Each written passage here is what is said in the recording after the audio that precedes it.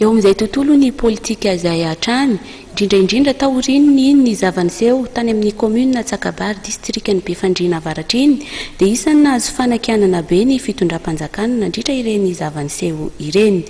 Ireo sojabe avy any amin'ny faritra Sofia iny no tena nisany nasika tamin'izany.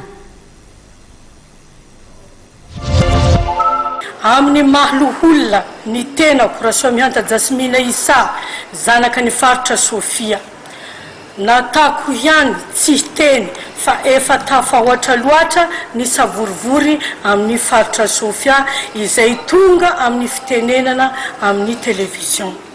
Amin'ny olom-boafidy ny tenako dia mahatsaro manana didy aho. Oka ny sojabe ray aman-dreny tsy ataon'olona fitaovana politika.